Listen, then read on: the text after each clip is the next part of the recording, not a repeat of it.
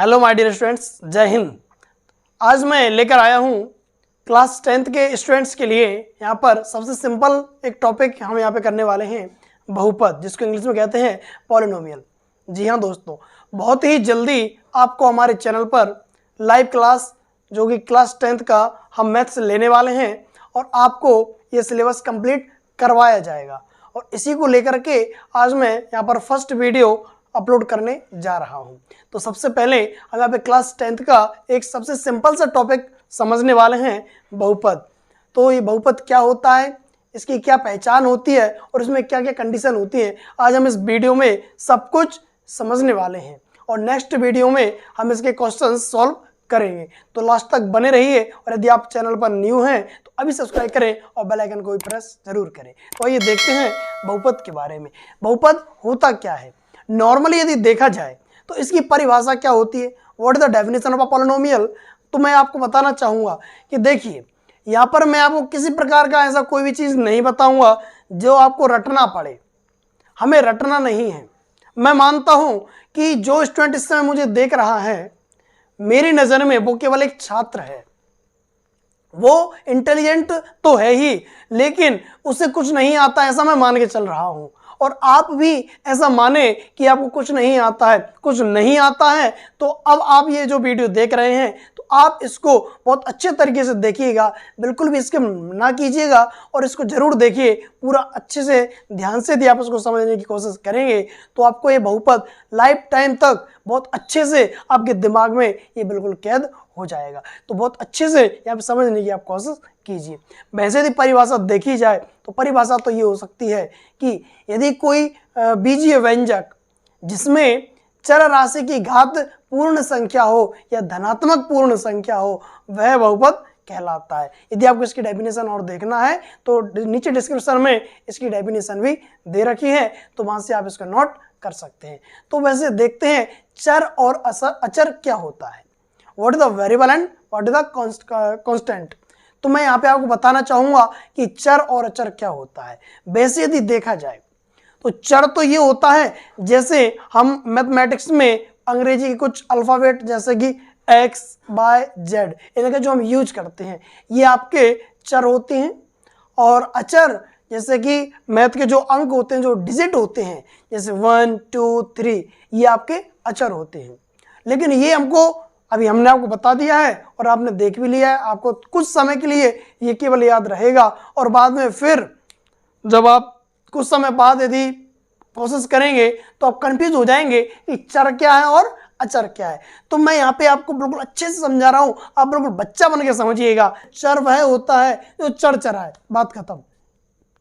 अब आप कहेंगे ये क्या बात हुई? तो चर चराने से मतलब ये है कि जो हर समय अपना मान बदलता रहता है। आज यदि x का मान 5 है तो किसी सवाल में इसका 10 भी हो सकता है।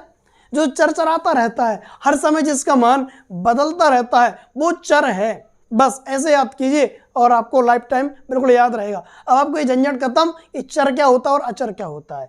तो हम इस वीडियो को ज़्यादा लंबा नहीं खींचने वाले हैं, तो जल्दी ही हम इनको समझने वाले हैं। तो जैसा कि हमने आपको बताया कि चर और अचर क्या होता है, चर और अचर, तो जैसा कि आपने देखा, जिसका मान हमेशा बदलता रहता है वो चर राशि होती है और जिसका मान कभी भी नहीं बदलता है वो अचर होता है। जैसे कि x, y, z, ये आपके चर हो जाते हैं। और अचर जैसे 1 2 3 4, और आप कितने भी अंक यहाँ पे ले सकते हैं, तो इनके मान कभी नहीं बदलते हैं।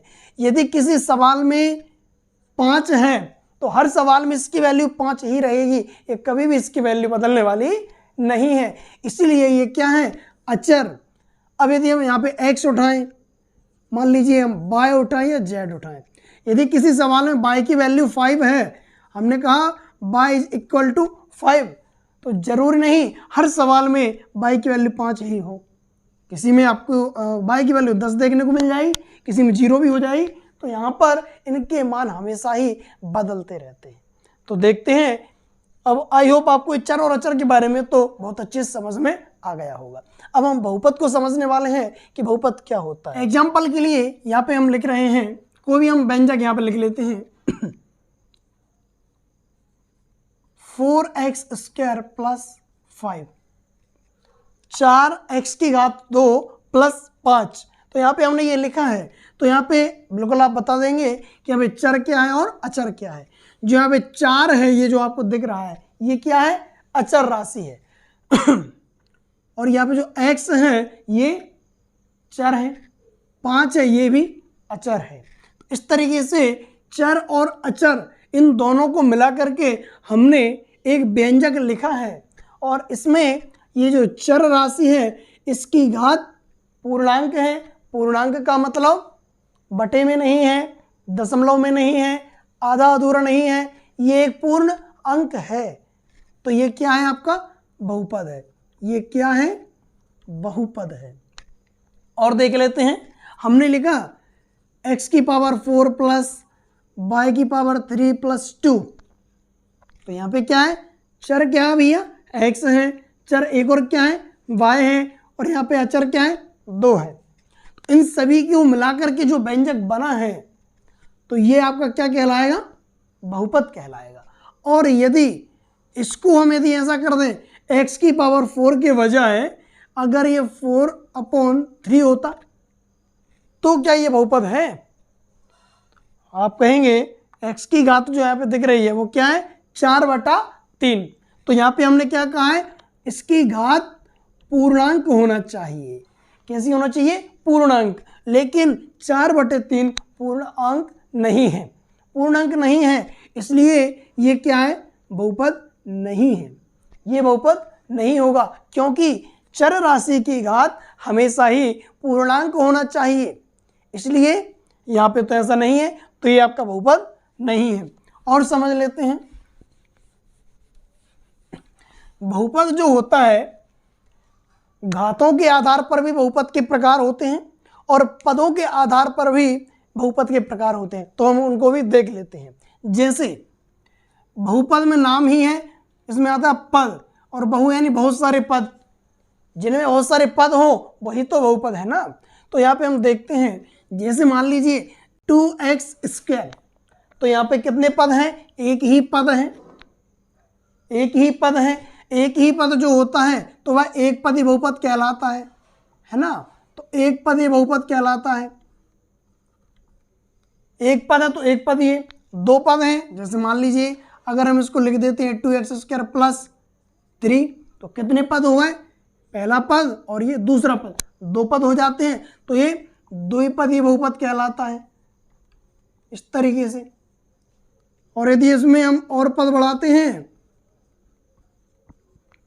इस तरीके से, मतलब 2x² प्लस 3x प्लस 5, तो यहाँ पे पद काउंट करना है आपको। पद आपको समझ में आ रहा है? तो यहाँ पे पहला पद ये है, दूसरा ये और तीसरा ये है। तो यहाँ पे कुल कितने पद हैं? 3 पद हैं। तो ये त्रिपदीय बहुपद कहलाएगा, त्रिपदीय बहुपद। तो इस तरीके से आपको ये भी समझ में आ गया हो। तो जितने पद होते हैं उसके आधार पर इनका नाम होता है। तो हम अब इसको, और यदि हम इनको इंग्लिश में देखें तो ये आपका मोनोमियल है, ये बायनोमियल है, ये ट्राइनोमियल है। तो इनके इंग्लिश में ये नाम होते हैं। तो अब हम इनको घातों के आधार पर भी इनके प्रकार हम देख लेते हैं कि भाई घातों के आधार पर क्या है। देखो भाई, बोर नहीं होना है, आपको ये समझना है बहुत अच्छे से। मैं आपको बिल्कुल विश्वास दिलाता हूँ, ये वीडियो कंप्लीट यदि आप देख लेंगे तो बहुपद में आपको कभी भी किसी भी तरह की कोई भी कंफ्यूजन होगी ही नहीं। तो आपको इसको कंप्लीटली देखना है और देखिएगा। और यदि ये समझ में आ रहा है तो दिल से लाइक तो बनता है भाई, लाइक जरूर करें। और नहीं आ रहा तो डिसलाइक भी करना, इसकी मुझे परवाह नहीं है। समझ में आ रहा है तो लाइक कीजिए, नहीं आ रहा तो डिसलाइक कीजिए और वीडियो बंद कर दीजिए, ठीक है ना। तो देखिएगा, अब हम यहाँ पे देखते हैं घातों के आधार पर क्या है। घातों के आधार पर मतलब ये है, हमने एक बहुपद लिखा 3x प्लस 4। हमने आपको बताया चर और अचर का कॉम्बिनेशन है ये। तो इसमें ये जो सबसे ज़्यादा अहम भूमिका होती है वो है चर राशि की। चर आपको समझ में आ गया, जो चरचराता रहता है, यानी इसमें x है। x क्या है? चर राशि। तो इसकी भूमिका है, हमें इसी की घात देखना है, इसमें कितनी पावर है, इसकी पावर ही इस बहुपद की पावर होगी। तो यहाँ पे हम देख रहे हैं x के ऊपर कुछ नहीं है। जब किसी की घात कुछ ना हो तो क्या होती है? 1 होती है। तो यहाँ पे x की घात कितनी है भैया? 1 है। जब x की घात 1 है, यानी दिए गए बहुपद में चर राशि की घात 1 है, तो दिए गए बहुपद की घात भी क्या होगी? 1 होगा या नहीं? बिल्कुल बोलना है। अगर हमने लिखा 3x की पावर 2 + 5, तो यहाँ पे चर राशि की घात क्या है? अधिकतम घात क्या है? 2। तो इसकी घात क्या हो जाएगी? बहुपद की घात क्या हो जाएगी यहाँ पर? 2। अगर मान लीजिए हमने लिखा 4x की पावर 5 + 5/+2, इस तरीके से ये बहुपद है। तो यहाँ पे देखो चर तो ये भी है x और चर ये भी है y। क्लियर है? अब यहाँ पे आपको चर राशि की मैक्सिमम पावर देखना है, अधिकतम घात देखना है। अधिकतम घात यहाँ पे क्या है? अधिकतम घात x की है 5 और घात तो y की भी है भैया, 1 है, लेकिन वो तो छोटी है, हमको तो बड़ी देखना है। तो यहाँ पर चर राशि की अधिकतम घात, वेरिएबल जो आपको दिया गया है, तो यहाँ पर इसकी मैक्सिमम पावर क्या है? 5 है ना। तो दिए गए जो बहुपद है इसकी जो घात है वो कितनी हो जाएगी? 5। तो आपको पावर देखना भी आ गया। बहुपद की घात कैसे देखी जाती है? तो यहाँ पे हम थोड़ा नाम और देख लेते हैं। जिस बहुपद की घात 1 हो वो रैखिक बहुपद होता है, जिस बहुपद की घात 2 हो वो द्विघात बहुपद कहलाता है, और जिस बहुपद की घात 3 हो वो त्रिघातीय बहुपद कहलाता है। ठीक है ना? इस तरीके से हम यहाँ पर घातों के आधार पर भी देख लिया है। अब इनको जैसे कि एक और हम देख लेते हैं, पदों के आधार पर देख लिए हैं, घातों के आधार पर भी देख लिए हैं। अब इसके अलावा हम यहाँ पर बहुपद की पहचान और कर लेते हैं कि बहुपद की पहचान कैसे करें। जैसे मान लीजिए मैं छोटा सा यहाँ पे एक एग्जाम्पल लिखता हूँ, आप मुझे बताइएगा कि बहुपद है या नहीं। जैसे हमने लिखा 5x² + 4√y + 3 है। अब आपको क्या लगता है, क्या ये बहुपद है या नहीं? अब आप सोचेंगे ये तो बहुपद है, इसमें चर भी है, इसमें अचर भी है, चर राशि की मैक्सिमम घात भी है, पावर भी है। लेकिन हमने आपको क्या बोला था? जो चर राशि है उसकी घात पूर्णांक होना चाहिए। लेकिन यहाँ पर हम क्या देख रहे हैं? यहाँ पे एक चर तो x है और दूसरा चर y है। x की घात तो 2 है, ये है बैठा हुआ है, लेकिन ये जो y आपको दिख रहा है ये तो रूट के अंदर है, वर्गमूल में है, यानी √y का मतलब है y की घात 1/2। इतना तो पता है ना। अब घात पूर्णांक होना चाहिए, लेकिन ये तो 1 के बटे में है, ये पूर्णांक तो है ही नहीं। अगर ये चर राशि की घात पूर्णांक नहीं है तो दिए गया ये जो व्यंजक आपको दिख रहा है ये बहुपद नहीं है, ये बहुपद नहीं है। यानी कि कभी भी चर राशि रूट में नहीं होना चाहिए, कभी भी चर राशि बटे में नहीं होना चाहिए। समझ में आ रहा है? कभी भी चर राशि की घात ऋणात्मक नहीं होना चाहिए। ये कुछ कंडीशंस हैं, ये जो आपको मैं बता रहा हूँ। एक बार और थोड़ा सा हम एग्जांपल देख लेते हैं। 2x की पावर 3 + 4y की पावर -2 + 3। तो यहाँ पर चर राशि x और y हैं, इसकी मैक्सिमम पावर क्या है? 3 और इसकी -2। अभी क्या बोला हमने? प्लस में होना चाहिए घात, तो ये तो ऋणात्मक घात है। तो ये बहुपद है कि नहीं? जल्दी बताओ। नहीं है।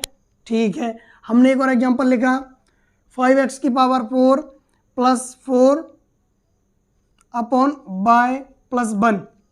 क्या ये बहुपद है? नहीं है। क्यों नहीं है भैया? ये बहुपद इसलिए नहीं है क्योंकि यहाँ पर जो चर राशि है वो किसी के बटे में है। बटे का मतलब क्या होता है? अगर मैं इस y को ऊपर ले जाऊंगा तो इसका मतलब क्या होगा? अगर मान लीजिए, मैं यहाँ पे थोड़ा रफली आपको बता देता हूँ। मान लीजिए 4/y आपको दे रखा है, अगर मैं इसको सॉल्व करूँगा तो 4 तो ये आपको दे रखा है। अब y जो ऊपर जाएगा y की घात ऋण में आ जाती है, जो बटे में होता है उसकी घात क्या हो जाती है? ऊपर जाएगा ऋण में। अब यहाँ पर चर राशि की घात ऋणात्मक है या नहीं, बोलो ऋणात्मक है। तो बताइए अगर y की घात यहाँ पर ऋणात्मक है तो क्या ये आपका बहुपद होना चाहिए या नहीं होना चाहिए? बताइए, नहीं होना चाहिए, क्योंकि चर राशि की घात ऋणात्मक नहीं होना चाहिए। ठीक है, तो ये भी बहुपद नहीं है।